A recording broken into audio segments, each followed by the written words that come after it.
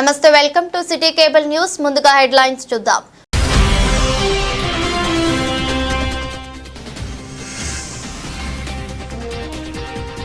సిరిసిల్ల పట్టణంలోని సుందరయ్య నగర్లో వీధి కుక్క దాడిలో పలువురికి గాయాలు.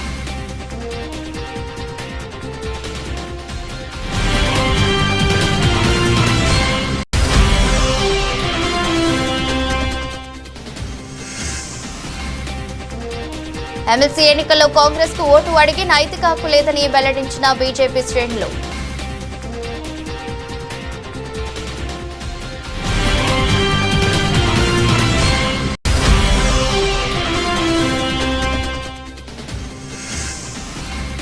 పదేళ్ల బీఆర్ఎస్ పాలనంతా దోపిడీయేనని ఆరోపించిన ఆది శ్రీనివాస్.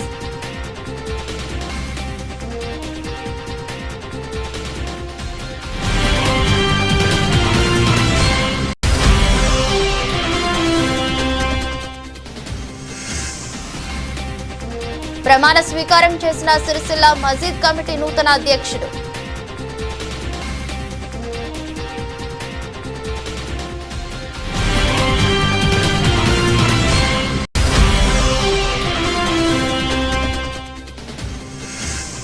బతుకమ్మ చీరలపై బహిరంగ విచారణకు రావాలని సవాల్ చేసిన వస్త్ర పరిశ్రమ అనుబంధ సంఘాల ఐక్యవేదిక సభ్యులు.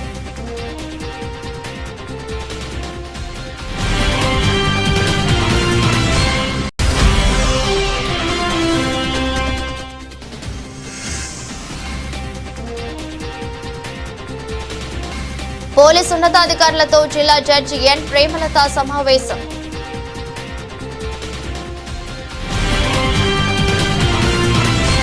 సిరిసిల్ల పట్టణంలోని సుందరయ్య నగర్ లో వీధి కుక్క వీరంగం సృష్టించింది. కాలనీలోని ప్రజలను కరుస్తూ ఇబ్బందులకు గురి చేసింది. దీంతో ప్రాథమిక చికిత్స కోసం ప్రజలు ఆసుపత్రి వైపు పరుగులు తీశారు. సుందరయ్య నగర్ లోని ప్రజలను వీధి కుక్క కరవడంతో ప్రజలు చికిత్స కోసం ఆసుపత్రికి వచ్చినట్లు UPHC medical officer doctor Sahithi తెలిపారు. సుమారుగా 10 మంది వరకు ప్రథమ చికిత్స చేసినట్లు వెల్లడించారు.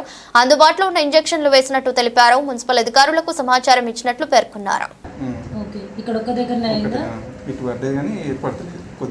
చిన్నగా పడింది గీత అంతేనా?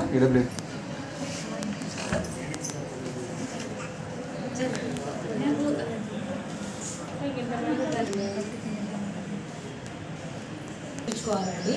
ఇప్పుడు ఈ రోజు అయిపోతుంది. ఆ తర్వాత ఇంకో 3 ఇంజెక్షన్స్ ఉంటాయి.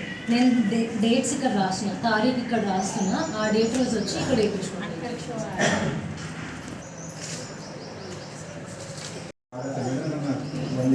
కొంచెం పులుపులు అవి తగ్గించేసేయండి. టమాటాలు, వంకాయలు అట్లాంటివి బంద్ చేసేయండి. పప్పులు తగ్గించేసేయండి. అట్లనే చికెన్ అస్సలు తినకండి. చికెన్, ఎగ్స్ తినొద్దు. ఇక్కడ ఇదైనా ఇంకా ఏమన్నా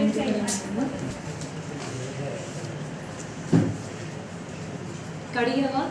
వెంటనే ట్యాప్ వాటర్ కింద కడిగావా? మొత్తం ఫినిష్ క్లీన్ చేసావు. సోప్ పెట్టారా లేదా? సోప్తో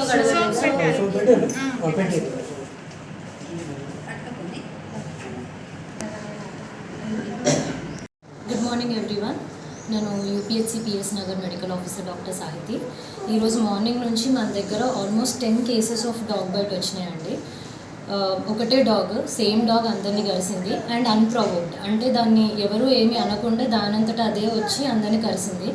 సో అలాగా వచ్చిన వాళ్ళందరికీ మన దగ్గర ట్రీట్మెంట్ చేశాము. 10 మెంబర్స్కి మన దగ్గర ఇంజెక్షన్స్ ఇచ్చాము అండ్ 4 డోసెస్ పడతాయి జనరల్గా. ఆ 4 డోసెస్ మన దగ్గర అవైలబుల్ ఉన్నాయి. ఆల్రెడీ ట్రీట్మెంట్ స్టార్ట్ అయిపోయింది. మా సైడ్ నుంచి మేము యాజ్ అ ప్రివెంటివ్ మెజర్ లాగా మేము మున్సిపాలిటీ వాళ్ళకు కూడా కాల్ చేసి మాట్లాడి ఇష్యూ ఇలా ఉంది, ఇది డాగ్ ఉంది ఇక్కడ అని చెప్పి దాని గురించి చెప్పడం కూడా జరిగింది. అండ్ వాళ్ళు ఫర్దర్గా యాక్షన్ తీసుకుంటామని కూడా మాకు చెప్పారు. సో మేము అది కూడా ఫాలోఅప్లో ఉన్నాము. ప్లస్ ఇంజెక్షన్స్ అయితే ఇప్పుడు ఆల్రెడీ అందరికీ ఇచ్చేసాము. కాంగ్రెస్ పార్టీ అడ్డగోలు హామీలతో అధికారంలోకి వచ్చి నేటి వరకు వాటిని అమలు చేయడం లేదని జిల్లా బీజేపీ అధ్యక్షులు రెడ్డబోయిన గోపి అన్నారు. సిరిసిల్ల పట్టణంలోని అంకారపు ఫంక్షన్ హాల్లో ఏర్పాటు చేసిన మీడియా సమావేశంలో బీజేపీ నాయకులతో కలిసి మాట్లాడారు. ఎమ్మెల్సీ ఎన్నికల్లో కాంగ్రెస్ కు ఓటు అడిగే నైతిక హక్కు లేదని బీజేపీ జిల్లా అధ్యక్షులు గోపి అన్నారు. నిరుద్యోగులకు ఇచ్చిన హామీలు అమలు చేయడంలో కాంగ్రెస్ పూర్తిగా విఫలమైందని, ఇప్పటికే పట్టభద్రులంతా బీజేపీ అభ్యర్థి గెలుపు కోసం కృషి చేస్తున్నారని పేర్కొన్నారు. సమావేశంలో ఆడేపు రవీందర్, నాగుల శ్రీనివాస్, రాగుల రాజిరెడ్డి తదితరులు పాల్గొన్నారు.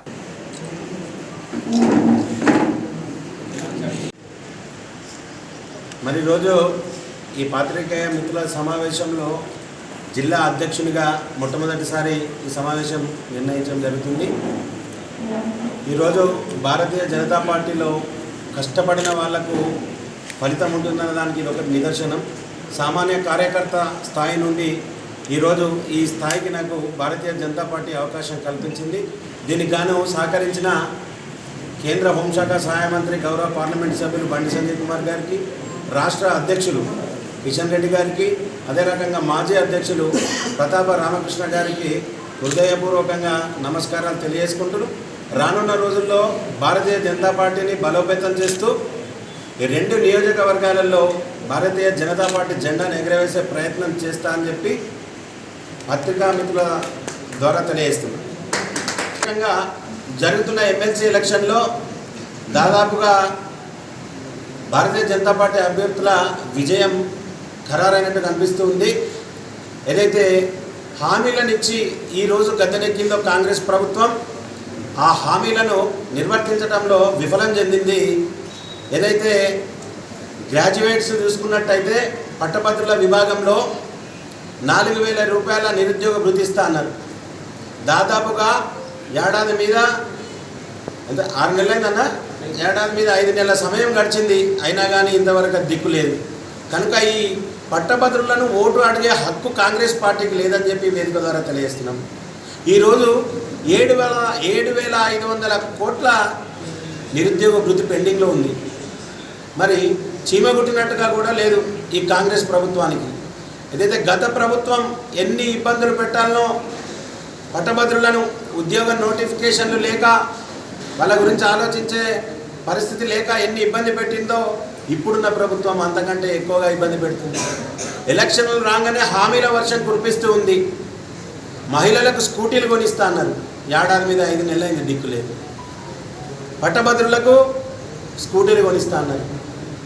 2 లక్షల ఉద్యోగాలు ఇస్తా అన్నారు ఏడాదికి. మరి ఎక్కడిచ్చిందో కాంగ్రెస్ ప్రభుత్వం చెప్పాలా ఇవ్వాలా?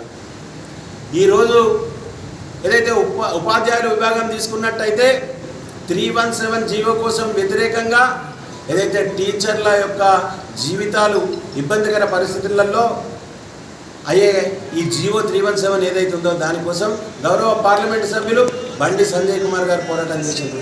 మరి గత ప్రభుత్వం వారిని దీనికి పోరాటం చేసినందుకు గాను నిర్బంధించి జైలుకు పంపించింది. అదే రకంగా ఎవరైతే పట్టభద్రుల విభాగంలో గ్రూప్ 2 యొక్క పేపర్ లీకేజీ విషయంలో కూడా మరి పట్టభద్రుల జీవితానికి సంబంధించిన సమస్య, దాన్ని ఉట్టిగానే పోనీయద్దని చెప్పి గౌరవ పార్లమెంటు సభ్యులు పోరాటం చేస్తే తీసుకుపోయి జైల్లో వేసింది. మొన్నటికి మొన్న ఈ ప్రభుత్వం హైదరాబాద్లో పట్టభద్రుల విభాగంలో తప్పు నిర్ణయాలు తీసుకుంటే కేంద్ర హోంశాఖ మంత్రిగా ఉన్న సంజయ్ కుమార్ గారు ధర్నా నిర్వహించింది. మరి ఈ రకంగా పట్టభద్రులకు కానీ ఉపాధ్యాయులకు కానీ ఏ పరిస్థితిలో కష్టం ఎదురైనా కానీ భారతీయ జనతా పార్టీ వెన్నంటూ ఉంది. మరి అదే రకంగా వీటన్నింటిని ఆలోచన చేసి పట్టభద్రుల విభాగం నుండి మన అంజిరెడ్డి గారిని భారతీయ జనతా పార్టీ నిర్ణయించిన అభ్యర్థికి ఓటేసి గెలిపించవలసిందిగా మీ ద్వారా పట్టభద్రులను కోరుతున్నాం. అదే రకంగా ఉపాధ్యాయ విభాగంలోకి తీసుకున్నట్టయితే మరి పాత సిపిఎస్ విధానంతో పెన్షన్ నడుస్తుంది.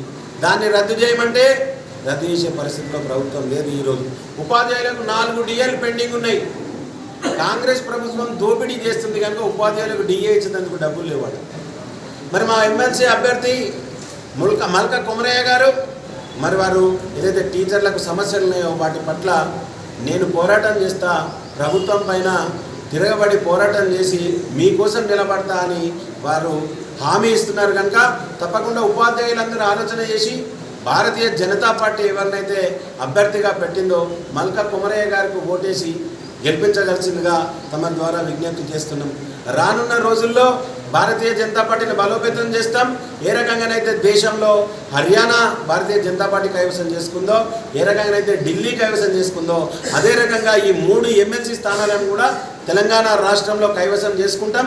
తప్పకుండా ప్రజలందరూ ఆలోచిస్తున్నారు. దొంగ హామీలతోటి గదనెక్కిన కాంగ్రెస్ ప్రభుత్వం ఏదైతుందో ఆ హామీలను నిర్వర్తించలేక విఫలమైంది. మరి రానున్న రోజుల్లో ప్రతిపక్ష పార్టీ భారతీయ జనతా పార్టీగా నిర్ణయం చేసేందుకు ప్రజలు సిద్ధంగా ఉన్నారు. ఎమ్మెల్సీ ఎన్నికల కోడ్ నేపథ్యంలో రాజకీయ నాయకుల పార్టీల ఫ్లెక్సీలు తొలగించడం జరిగిందని, దీన్ని రాజకీయం చేయడం బీఆర్ఎస్ పార్టీకే చెల్లిందని ప్రభుత్వ విప్ వేములవాడ ఎమ్మెల్యే ఆది శ్రీనివాస్ అన్నారు. ఈ మేరకు జిల్లా కాంగ్రెస్ పార్టీ కార్యాలయంలో ఏర్పాటు చేసిన మీడియా సమావేశంలో సిరిసిల్ల నియోజకవర్గ కాంగ్రెస్ పార్టీ ఇన్ఛార్జి కేకే మహేందర్ రెడ్డితో కలిసి ఆయన మాట్లాడారు. 10 ఏళ్ల టీఆర్ఎస్ పాలనలో అంతా దోపిడీమయమేనని ఆది శ్రీనివాస్ అన్నారు. బ్లాక్మెయిల్ రాజకీయాలకు పాల్పడుతూ కేటీఆర్ పబ్బం గడుపుకుంటున్నారని ఆరోపించారు. ఫోన్ ట్యాపింగ్ కేసులో వ్యక్తిగత సంభాషణలు వింటూ నీచ రాజకీయాలకు దిగజారింది టీఆర్ఎస్ పార్టీ అని అన్నారు. ఆంధ్రకాడికి దోచుకుంటూ ప్రభుత్వ భూములను ఆ పార్టీ నాయకులకు అప్పగించిన చరిత్ర బీఆర్ఎస్ నాయకులదేనన్నారు. ఈ సమావేశంలో ఏఎంసీ చైర్మన్ పర్సన్ వెలుముల స్వరూప, సంగీతం శ్రీనివాస్ తదితరులు పాల్గొన్నారు. ఈ రాష్ట్రంలో టీఆర్ఎస్ పార్టీ అధికారంలోకి వచ్చిన తర్వాత కాదేది దోపిడికి అనరం అన్నట్టు ఇలా వారు ఆ రోజు చెప్పారు. సబ్బు బిల్ల, తలుపు గొల్లెం, గుర్రపు కళ్ళెం ఏది కూడా కవితకు అనరం కాదని చెప్పింది వాళ్ళ. కానీ వీళ్ళు వచ్చిన తర్వాత చెట్టు, పుట్ట, గుట్ట, చెట్టు మీద ఉన్న ఆకు, దాని మీద ఉన్న తేనె తుట్టే, నీళ్లు, నీళ్ళ కింద ఉన్న ఇసుక, ఆ రెండింటి మధ్యలో ఉన్న చేప, ఆఖరికి భూమి మీద ఉండే గొర్రె, దేన్ని కూడా వదిలిపెట్టలే. అన్నింటిని కూడా ఇలా తమ అక్రమ ఆర్జనకు, అవినీతి అక్రమాలకు ఆలవాలంగా మార్చుకొని ఈ రాష్ట్రాన్ని ఇబ్బడి ముబ్బడిగా దోచుకొని ఈ రాష్ట్రాన్ని అప్పుల పాలు చేసి ఈ ప్రభుత్వాన్ని 7 లక్షల కోట్ల అప్పుల కుప్పలకు నెట్టింది కదా. ఇవాళ మేమేం తీసుకోం దానికి. అక్కడ మా రారాజు, మా యువరాజు ఈ రాష్ట్రాన్ని దోచుకుంటాడు, మరి మేమేమైనా తక్కువ తిన్నామా అని చెప్పి ఇక్కడ ఉన్న నాయకులు మొదలుపెట్టాం. ఇవాళ ప్రభుత్వ భూములన్నింటినీ, సరే ప్రభుత్వ పథకాలన్నీ, స్కీములన్నీ కూడా స్కామ్లే. వాళ్లకు వాళ్ళ వందిమగాదులకు తప్ప ఇంకొకరికి ఇచ్చిన పాపాన పోలే, సామాన్యుడికి ఎవరికి చేరలే. ఆఖరికి వస్తే ప్రభుత్వ భూములకు ప్రభుత్వం అనేది ఒక కస్టోడియన్ ఉండాలి. కానీ ఇవాళ ప్రభుత్వ భూములన్నీ కూడా సారు జన్వాడ దోసుకున్నాడు, పెద్ద సారు కొండపోషమ్మని దోసుకున్నాడు, ఇక్కడ గజ్వేల్ దగ్గర మా మేడం ఇంకొకడ దోసుకున్నది, ఇంకొకడ ఫామ్ హౌస్ కట్టుకున్నాడు అని చెప్పి ఇక్కడున్న నాయకులందరూ కూడా ఇవాళ ప్రభుత్వ భూములను, అసైన్డ్ భూములు, ప్రభుత్వ భూములు రకరకాలు ఉంటాయి, 10-12 కేటగిరీస్ కింద ఉంటాయి.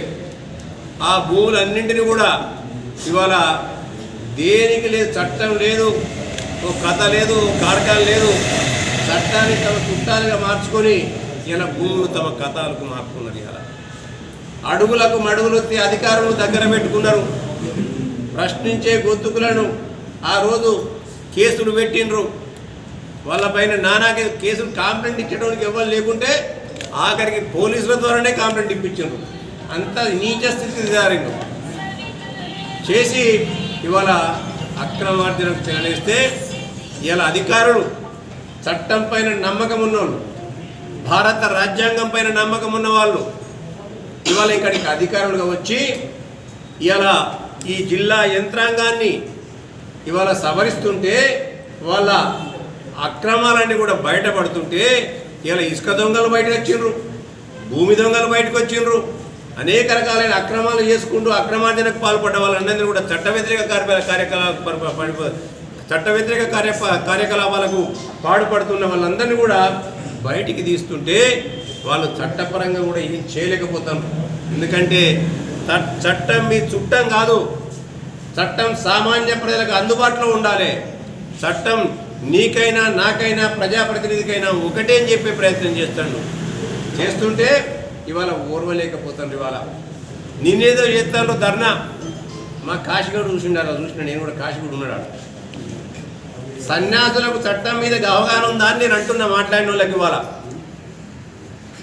ఇక్కడ ఎలక్షన్ కోడ్ నడుస్తుంది. ఎలక్షన్ కోడ్ నడిచినప్పుడు రాజకీయ నాయకుల ఫోటోలు ఉండద్దు,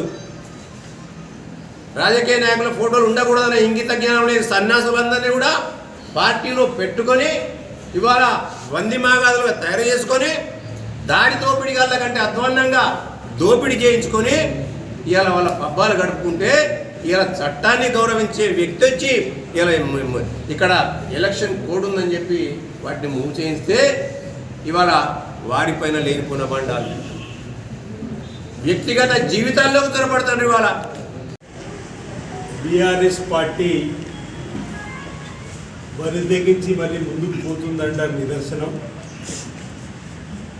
వారు మానసిక ఆనందం పొందడానికి చేస్తున్నటువంటి పోస్టింగ్లు, రోత పుట్టించే రాతలు, పిచ్చి పిచ్చి ప్రేలాపనలు ఇప్పటికే సిరిసిల్ల బీఆర్ఎస్ భవన్ కబ్జా గురైన ప్రాంతం నుంచే ఐఏఎస్ అధికారిని పట్టుకొని అనరాని మాటలు అంటూ సన్నాసని పదం వాడిన రోజే మేము తీవ్రంగా తప్పుపట్టినాం. ఐఏఎస్ ఆఫీసర్లకు కలంకం తెచ్చే విధంగా ఉన్న పదాలు ఉపసంహరించుకొని క్షమాపణ చెప్పాలని చెప్పి మేము డిమాండ్ చేసినాం. మొట్టమొదటిగా నేను మాట్లాడిన తదుపరి రాష్ట్ర ఐఏఎస్ల సంఘం, రాష్ట్ర ఐపీఎస్ల సంఘం, రాష్ట్ర ఐఎఫ్ఎస్ల సంఘం కూడా కేటీఆర్ గారికి బహిరంగంగా క్షమాపణ చెప్పండి అని హెచ్చరికలు జారీ చేసినప్పటికీ కూడా వారి యొక్క ఆలోచన విధానాన్ని ఏ విధంగా ఇంకా పిచ్చి పిచ్చి ప్రేలాపతో ముందుకు పోతున్న నిరసనం ఈ 2 రోజులుగా సోషల్ మీడియాలో ప్రధానంగా బీఆర్ఎస్ పార్టీ ద్వారా నడపబడుతున్నటువంటి, బీఆర్ఎస్ పార్టీ ద్వారా దుబాయ్ కేంద్రంగా నుంచి నడపబడుతున్నటువంటి కొన్ని సోషల్ మీడియాల ద్వారా ఈరోజు రాజన్న సిరిసిల్ల జిల్లా కలెక్టర్ గారు చట్టాన్ని సంరక్షిస్తూ, నేను ముందుగా 1000 ఎకరాలు అనుకున్నాం, మా రెవెన్యూ శాఖ మాజీ 2000 వరకు ఉంటుందని చెప్పనుకున్నాం. అంతకు మించి అవినీతి అక్రమాలు, ప్రభుత్వ భూములు అన్యాక్రాంతమై మీరేమో పట్టాలు దోచుకొని నా వాళ్ళకు పల్లెలు దోచిపెట్టమని చెప్పని పల్లెలు ఉన్నటువంటి ప్రైమ్ టైం భూములన్నీ కూడా రాసిచ్చే విధంగా చేసిన దాన్ని తప్పుపట్టి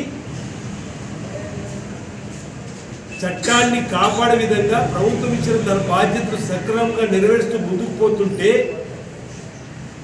మీకు కంట్లో నలసండి అని చెప్పిన భావనతో మాకు వచ్చిన భూములు మళ్ళీ వెళ్ళిపోతుందని చెప్పినటువంటి ఒక భావనతోటి వ్యక్తిగత జీవితంలోకి తొంగి చూసే ప్రయత్నం చేస్తుండే ఇంతకంటే నీచమైన సంస్కృతి మరొకటి ఉంటుందో నన్ను అడుగుతాం. టెలిఫోన్ ట్యాపింగ్ రోజు కూడా మేము అడిగినాం. జడ్జీలు, రాజకీయ నాయకులు, ఆఖరికి సినిమా తారలు మాట్లాడుకున్నటువంటి మాటలు, భార్యాభర్తల మాటలు కూడా తొంగి చూసి విన్నరే. ఇదేనా మీ సంస్కృతి అని చెప్పండి. అందుకే కదా తెలంగాణ ప్రజలు మిమ్మల్ని పక్కన పెట్టింది. ఈ రోత పుట్టించే రాతలు, మానసిక ఆనందం కోసం పిచ్చి పిచ్చి ప్రేలాపనలు వినే విసిగి వేసారి కాంగ్రెస్ ప్రభుత్వానికి అవకాశం ఇచ్చింది. ప్రజాధనాన్ని, ప్రభుత్వ ఆస్తుల్ని కాపాడమని చెప్పండి ప్రభుత్వానికి అవకాశం ఇస్తే గౌరవ ముఖ్యమంత్రి రేవంత్ రెడ్డి నాయకత్వంలో వారు ఇచ్చినటువంటి ఆలోచనతోటి అనేక మంది ఐఏఎస్లు, ఐపీఎస్లు ఈరోజు సక్రమంగా పనిచేస్తూ ముందుకు పోతూ నిబద్ధతతో పనిచేస్తూ ఈ విధంగా ఆరోపణలు చేయడము, అది కూడా సోషల్ మీడియా ద్వారా ట్రోల్ చేయడం ఎందుకు సబబనేది ఈరోజు అనవలసింది పోయి, అలాంటి పొరపాట్లు చేయకపోతే చెప్పి వాళ్ళ కార్యకర్తలకు హెచ్చరిక చేయవలసింది పోయి, అతను కూడా ఇంకా ట్విట్టర్లో ఏదేదో పెడుతున్నటువంటి సందర్భాన్ని గమనించమని కోరుతుంది. ఈరోజు పత్రికలో చూసిన కలెక్టర్ గారు నాపై ఎలాంటి కేసులు లేదు,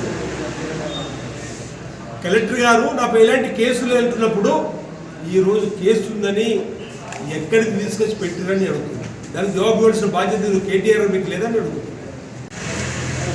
లెక్క పెడుతున్నా, రాసి పెడుతున్నా, అసెంబ్లీలో కూర్చొని ఎవరెవరు మాట్లాడుతున్నారో చూస్తున్నాను. ఒకరేమో బ్లాక్ బుక్ అంటారు, ఒకరేమో రెడ్ బుక్ అంటారు, ఇప్పుడు కొత్తగా పింక్ బుక్ అంటున్నారు. అరే నీ 10 ఏళ్ళ అవినీతి అక్రమ పాలనలో రోజు 10 మంది మా కార్యకర్తలు అరెస్ట్ చేసినా భయపడ్డాము. ఇప్పుడు తప్పు చేసింది మీరు, ఇంకా పొరపాటును సమర్థించుకునే విధంగా మాట్లాడడం ఏమాత్రం సబబు కాదంటారు. ఎన్నికల కోడ్లో ఏ రాజకీయ నాయకుడు ఫోటో బయట ప్రపంచం ఉండకూడదని చెప్పండి నియమ నిబంధనలు చెప్తుంటే ఆ మాత్రం కూడా తెలియకుండా మాట్లాడాన్ని మేము తీవ్రంగా తప్పడుతూ ఉన్నాం. ఇప్పటికైనా చట్టం తలపంతం చేసుకుపోతుంది. ఎవరైతే కలెక్టర్ గారిని కించపరిచే విధంగా చేస్తున్నారో వారిపైన కఠిన చర్యలు ఉంటాయి. మేము ఐఏఎస్ ఐపీఎస్ అధికారులందరికీ కూడా మనోధైర్యాన్ని కల్పించేటువంటి క్రమంలో ఈ ప్రభుత్వం ఇచ్చేటువంటి పథకాలను అమలుపరిచే విధంగా అన్యాక్రాంతమైనటువంటి వాటిని వెలుగులో తీసుకొచ్చే క్రమంలో వారిని టార్గెట్ చేస్తూ ఈ విధంగా అసభ్యకరమైనటువంటి రోత పుట్టించే రాతలతో ట్రోలింగ్ చేస్తే భవిష్యత్తులో చూస్తూ ఊరుకోమని మాట ఈ సందర్భం చెప్తూ ఈ డబుల్ బెడ్రూమ్ ఇళ్లలో కూడా అవినీతి జరిగింది. అది కూడా వెళ్ళబోతుంది. 2 అంతరాల బంగ్లాలు ఉన్నోళ్ళు కూడా డబుల్ బెడ్రూమ్ తీసుకుంటారే. అలాంటి వారికి బత్తాసు పలుకు. ఎన్నికల కోడ్ ఉందని తెలిసి ఈ విధంగా చేస్తున్నటువంటి వారిని వెనుకేసుకొని రావడం కేటీఆర్ గారికి ఎంత సబబు అనేది ప్రజలు విజ్ఞులు ఆలోచన చేయవలసిందిగా ఈ సందర్భంగా కోరుతూ, తప్పనిసరిగా సిరిసిల్ల ప్రాంతంలో జరిగినటువంటి భూ భాగవతాలు కానీ డబుల్ బెడ్రూమ్లో జరిగినటువంటి కార్యక్రమాలు కానీ ప్రభుత్వం ద్వారా వచ్చినటువంటి నిధులను అప్పటికే వేసిన రోడ్డుకు తిరిగి రోడ్డు వేసినట్టుగా తీసుకున్న బిల్లు వివరాలు కానీ మీ స్పెషల్ డెవలప్మెంట్ ఫండ్ మీరు ప్రభుత్వం ద్వారా ఇచ్చిన ఫండ్స్ అన్నీ కూడా భూ బకాసారులో మెక్కి వాటిని బయటకు ఇస్తున్న కలెక్టర్ని ఈ విధంగా మనోవేదన గురి అయ్యే విధంగా చేయాలని చూస్తున్నారని అడుగుతున్నాను. సిరిసిల్ల మస్జిద్ కమిటీ అధ్యక్షుడిగా సయ్యద్ సమీ గురువారం బాధ్యతలు స్వీకరించారు. ఎలక్షన్ ఆఫీసర్ ముంతాజ్ బాధ్యతలు అప్పచెప్పారు. తన ఎన్నికకు సహకరించిన ప్రతి ఒక్కరికి పేరు పేరున కృతజ్ఞతలు తెలియజేస్తున్నట్లు సయ్యద్ సమీ పేర్కొన్నారు. ఇకపై నా బాధ్యతను నిర్వహిస్తూ అందరి సలహాలు సూచనలు పాటిస్తూ ముందుకు వెళ్తానని తెలిపారు. కార్యక్రమంలో మాజీ అధ్యక్షులు సయ్యద్ సలీం, సయ్యద్ యూసుఫ్, రీనా బాబా, కాదర్, రఫీ, అక్రమ్, సోయల్, ముంతాజ్, మునీర్, మొహమ్మద్ ఫయాజ్, ముజీబ్, షాదాబ్, అన్జద్ తదితరులు పాల్గొన్నారు.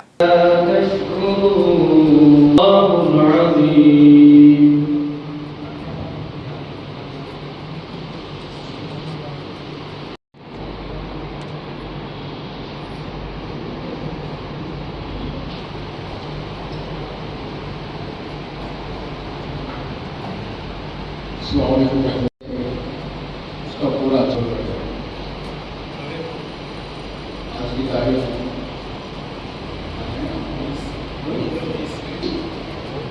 2025 बिस्मिल्लाहिर्रहमानिर्रहीम शुरू करता हूँ। मैं सलातो सलाम रसूलुल्लाह या हबीब अल्लाह। मैं सैयद समी वन सैयद सादिक साहब अल्लाह ताला को काबिल नाबिल जानते हुए मैं गवाही देता हूँ और खुदा करता हूँ कि मैं मसाजिद कमेटी की सदारत की जिम्मेदारियाँ 2025 से लेकर 2027 मुताबिक 1446 हिजरी से लेकर 1448 हिजरी तक बहसनों को भी अंजाम दूंगा और इस्लाम और शरीयत मुतहरा के दायरे में रहते हुए मसाजिद कमेटी के दायरे के मुताबिक अपनी तमाम तर जिम्मेदारियाँ बुग़्ज़ और इनात से दूर रहकर और तमाम मुसलमानों ने सिलसिला को साथ लेकर शरीयत और कानून इस्लाम के तहत अमल आवरी करूँगा। और इन चंद अल्फाज से मैं अपने हलफनामे को तकमील करता हूँ और अल्लाह की बारगाह में दुआ करता हूँ कि अल्लाह तबारक व तआला इस खिदमत को अपने बाबरकत हबीब बारगाह रिसालत सरकार दो आलम सल्लल्लाहु तआला अलैहि वसल्लम के नबूवत के सदक़े और सैयदना गौस आज़म रज़ियल्लाहु तआला के विलायत के सदक़े कबूल फरमाए। अस्सलामु अलैकुम। फ़कत सैयद सलाम ये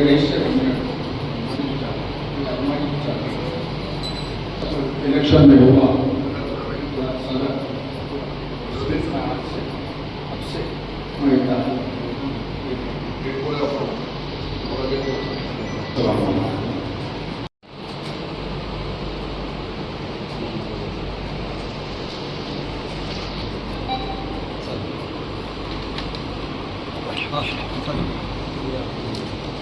रिसालत उलमाए अहले सुन्नत नारे तकबीर हुजूर अशरफुल फुकहा खादिमाने हुजूर अशरफुल फुकहा नारे तकबीर नारे रिसालत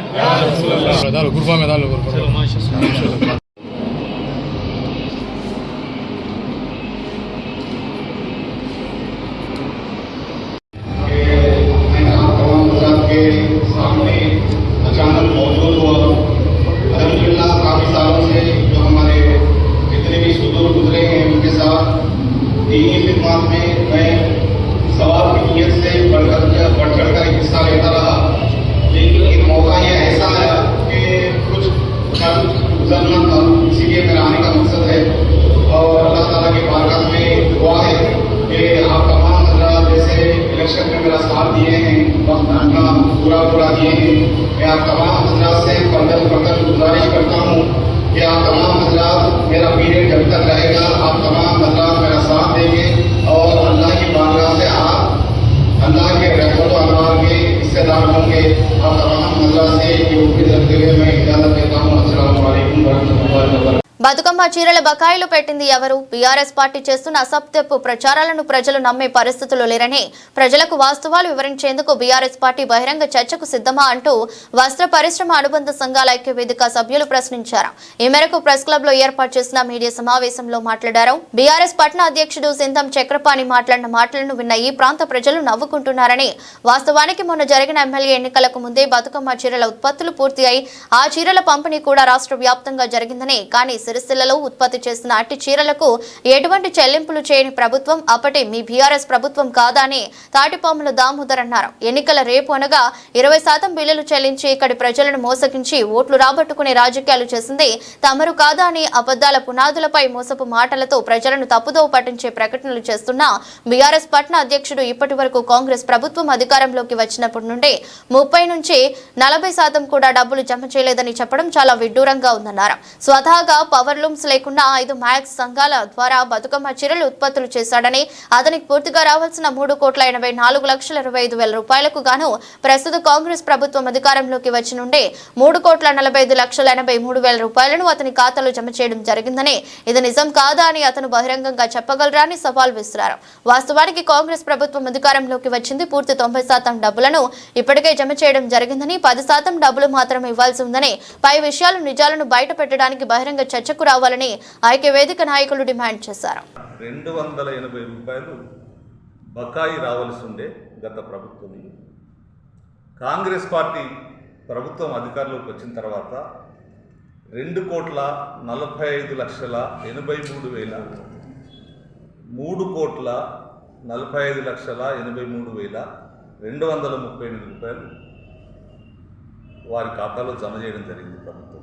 అంటే దాదాపుగా మొత్తం పేమెంట్ వారికి వచ్చింది. సాక్ష్యం వారు లెక్క చూసుకోవాలి.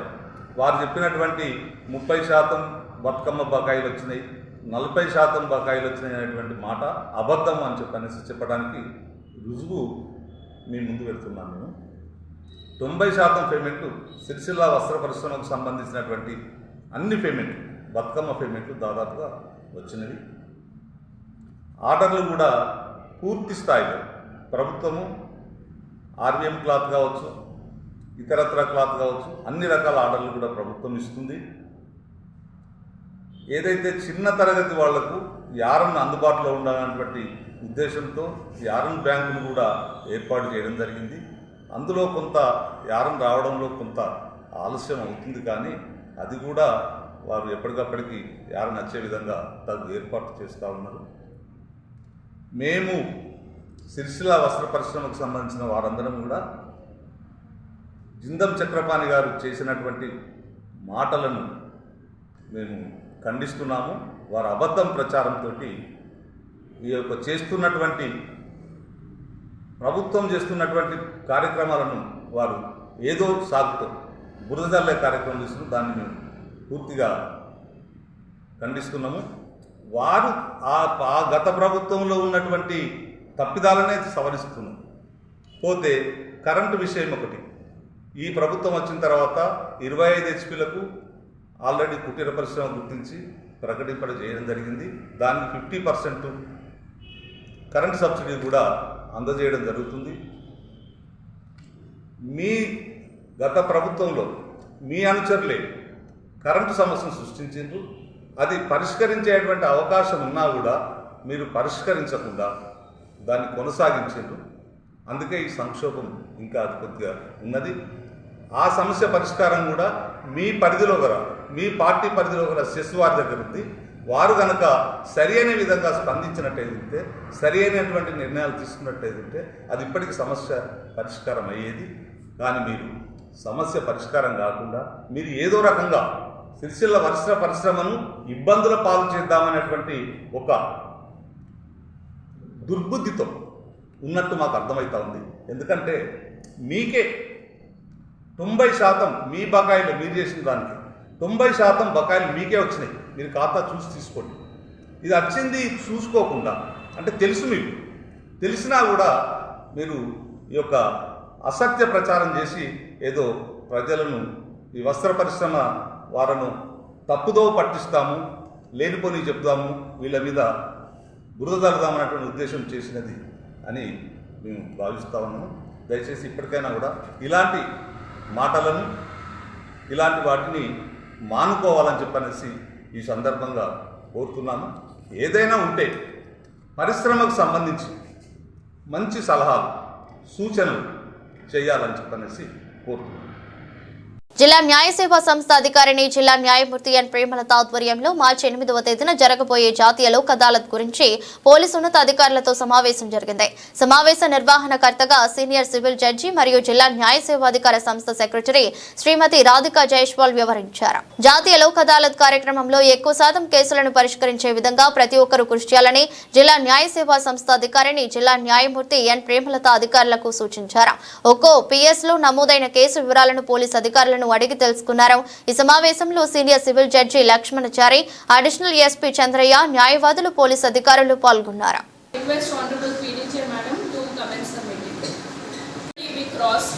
The STC cases in disposal, and till today the disposal of STC cases are 1995, and last time STC cases were disposed of 1850. For this I would also thank the second class magistrate Sri Jayashree madam, who is presently not available here, but I will surely convey. I request to all the judicial officers, public prosecutors, police, advocates and media to give same cooperation so that we can reach the target given by Honorable High Court. I would also like to submit before Honorable Chairman madam that through media wide publicity is in progress madam, and our SP sir and also taking care so that audio clippings of publicity regarding Lok Adalat are made arranged at theatres of Rajana Sisila, so that litigants will be benefited by utilizing this opportunity. Even today madam, our DLSA staff has also, with the help of depot manager at bus stand, has played the audio of Lok Adalat message given to the public to utilize the opportunity. CMS and Shankar CMS, who are judicial officers, not to wait for settlement of cases for last day of Lok Adalat, because counting starts and be taken in admissions by consulting concerned. By kindly checking the signatures of the accused counsel obtained, identification of the victim is obtained, and also ensure ID proof. Lakshmachari Garu, senior civil judge, who will be every Friday will be visiting Meblavada senior civil judge officers to concentrate on old cases and jail cases if any settlement are possible. Lok Adalat కంటే ఈసారి ఎక్కువ చేయాలి అనేది మన version. కాకపోతే ఏంటంటే last time కూడా చాలా తక్కువ అయింది. సో దిస్ టైం మళ్ళీ మీకు శివరాత్రి అవేస్గా మనకి ఎమ్మెల్సీ ఎలక్షన్స్ ఎప్పుడు 27 the very next day. So ఇవన్నీ ఉన్నా కూడా మీరు అందరూ కోఆపరేట్ చేస్తారని చెప్పేసి నేను అనుకుంటా ఉన్నాను. So first will go with Sircilla, TS Sircilla. Sircilla ఎవరున్నారు? 185, 82 ఐడెంటిఫై చేశారు. మీరెన్ని చేస్తారు?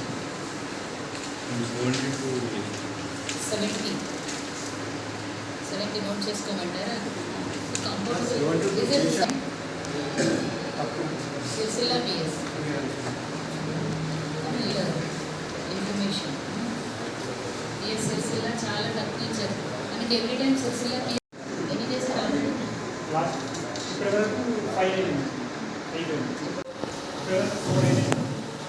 చేశారు. టార్గెట్ ఎంత? ఈసారి ఎన్ని చేస్తారు? 16 అయితే ఎన్ని ఉన్నాయి? 60 చేశారు. 30 years. 9 ఆల్రెడీ అయింది. ఇంకా ఎన్ని చేస్తారు? 84 ఉన్నాయి. ఇంకా 20.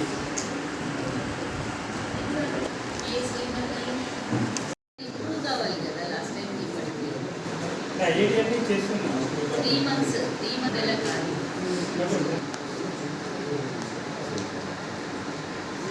బంగళపల్లి లాస్ట్ యోగా 28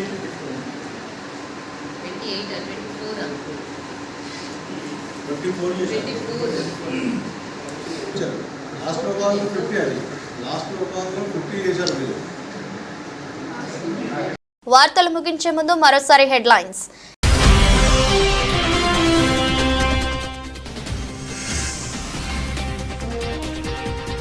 సిరిసిల్ల పట్టణంలోని సుందరయ్య నగర్లో వీధి కుక్క దాడిలో పలువురికి గాయాలు.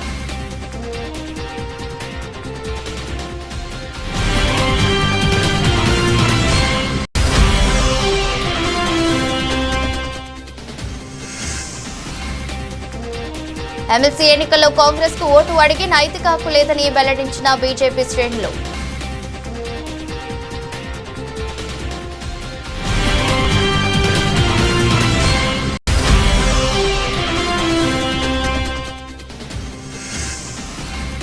పదేళ్ల బీఆర్ఎస్ పాలనంతా దోపిడీయేనని ఆరోపించిన ఆది శ్రీనివాస్.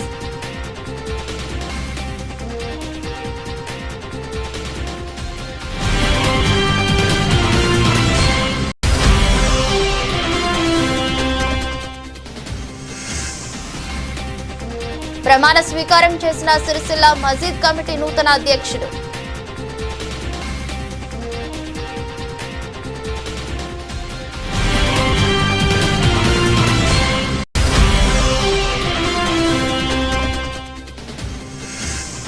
బతుకమ్మ చీరలపై బహిరంగ విచారణకు రావాలని సవాల్ చేసిన వస్త్ర పరిశ్రమ అనుబంధ సంఘాల ఐక్యవేదిక సభ్యులు.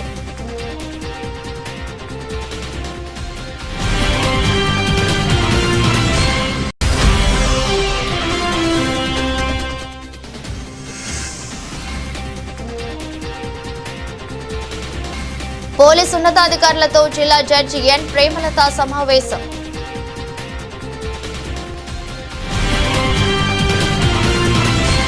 ఎదురస్ట్ బులెటిన్ మరో బులెటిన్లో మళ్ళీ కలుద్దాం. అంతవరకు సెలవు. నమస్కారం.